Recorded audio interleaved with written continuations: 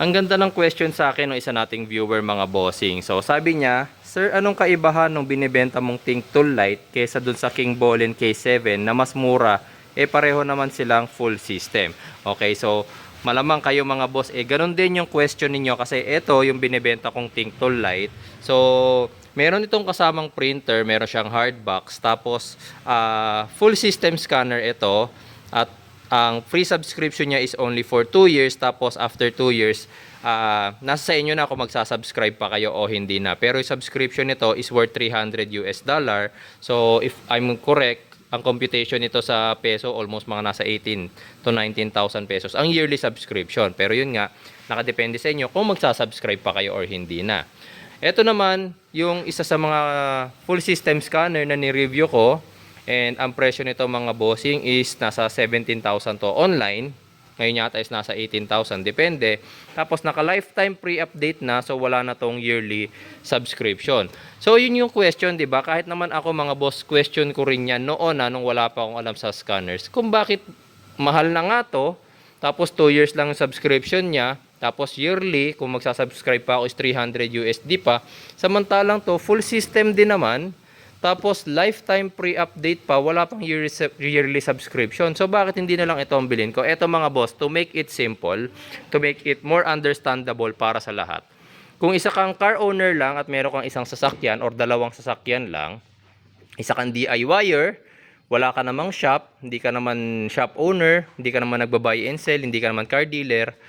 As in, ano ka lang, for personal use mo lang ang isang car scanner, tama na yung gantong klase ng scanner. Basta yung bibili mong sasakyan is meron dito. Okay? Meron dito or updated dito. Mamaya ipapaliwanag ko kung bakit. Ngayon naman, kung isa kang car dealer, isa kang buy and sell, meron kang shop, mekaniko ka, hindi po pwede sa'yo yung gantong klase ng scanner. Dapat ganto. Kasi ito mga bossing, nakapag-scan to ng mas maraming sasakyan, full system, pareho silang full system, pero mas maraming sasakyan ang nai-scan ito. Especially mga bossing, yung mga bago, mga hybrid, nakakapag-scan ito, kagaya nito, meron Geely Okavango dito sa harap natin. Itong isang to, nakakapag-scan to ng Geely Okavango, nakakapag-scan ng mga hybrids, okay, mga Chinese car, marami na pumapasok na Chinese car dito sa atin. So, applicable nga to sa mga car dealers at mga buy and sell, tsaka sa mga mechanics. Pero ito, hindi. Okay, so para mas maintindihan nyo, ngayon pakita ko sa inyo, wait lang. Ayan. So, dito tayo sa loob ng Geely Okavango. Ayan, pala remote ko. Saksak ko lang muna yung dongle. Okay. Pasensya na, lobat na yung phone ko. Wala na akong flashlight. Kaya hindi ko na ma-open yung flashlight natin. Saksak ang dongle and then turn on yung ignition. Ayan, wait lang. Ayan, off. Dito pa lang mga bossing makikita ninyo pag nag-scan tayo. Hanapin ninyo yung Geely ha. Okay.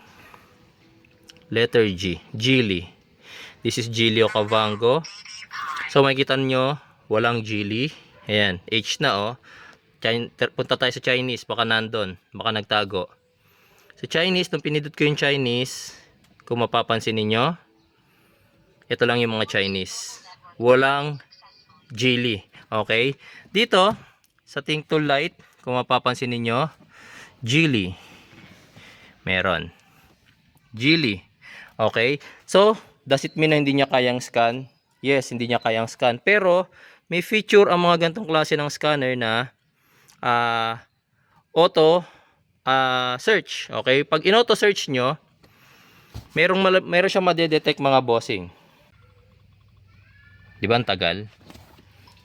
Yan, meron siyang na-detect. Okay, anong lumabas na make? Proton. So, Proton ba itong ating sasakyan? Actually, hindi ko alam kung ano ang nauna, kung yung Proton ba or yung Geely, pero yun yung na-detect niya. So hindi tayo pwede mag-continue mga bossing kasi Proton yung lumabas. Kahit mag-select vehicle menu tayo dyan, wala kayong makikitang Okavango dyan. Kailangan nyo pang alamin kung anong sasakyan ng Proton ang pinagkuhanan ng idea ng Geely Okavango.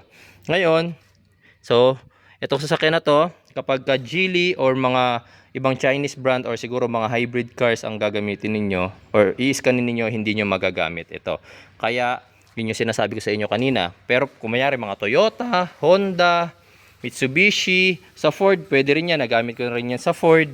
Pero yung mga medyo bago-bago pa sa ating Philippine market na mga sasakyan, for sure, baka hindi nyo pa masyado maskan yan. Yung mga Jetour, mga BYD. Although meron siya dito sa ating menu, pero I think hindi nyo pa masyadong may scan yung mga bagong labas na yon.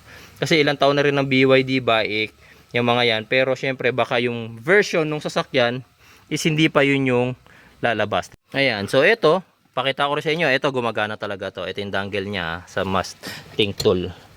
Ayan. Wait lang. Okay.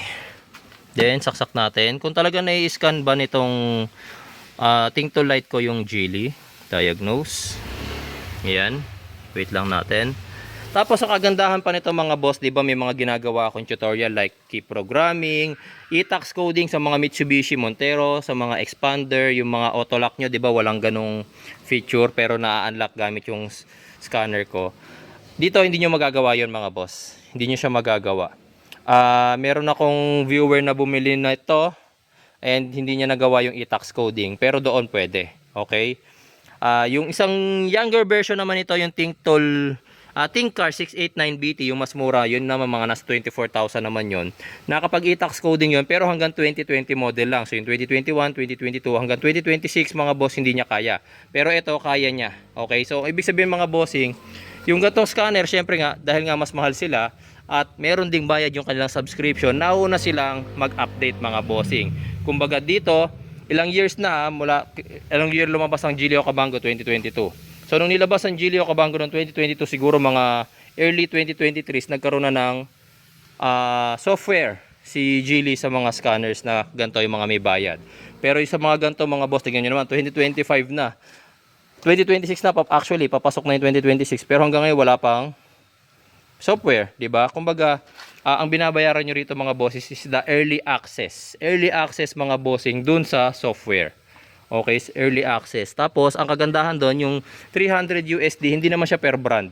300 USD update on all car brands na, all car makes and variants and models na yon. Tapos, pati yung mga 28, wait lang. Ito, papakita ko muna sa inyo yung sa Okavango. Ayan o. Mapapansin nyo, nung pagkapasok natin sa Geely, M-Grand, Gligel, Englon, and Mapol. Sa China kasi mga bossing is meron pa silang categorization ng mga sasakyan nila. Si Geely Okavango is under the category of M-Grand. Wait lang ayan. Ayaw makisama ng aking scanner, malabo. Ayan. Tayo luminaw ng scanner ko. Yun, nakikita nyo na M-Grand. Wait lang, ayaw niya. Ayan, yan, M-Grand. Ayan. Pag pinindot nyo yung M-Grand, dyan lalabas ngayon si Okavango. Okavango. Ayun, Okavango. Ay, mali ako ng pinindot. Wait lang, back. Okavango. Ayan. This is 2022, so pindutin natin yung Okavango na yan. Okay, quick test. Okay natin. So, nag-i-scan siya. Ayan o, nag-i-scan na siya. Okay, yung gateway, yung VCU. Okay. So, itong mga bossing ay may makikita kayong error code. BMS. Okay. So, ito mga boss, pagdating sa scanners, gaya ng sabi ko, if car owner ka, at hanap mo lang yung pang-scan ng sasakyan mo, at ang sasakyan mo naman is yung mga common na sasakyan dito.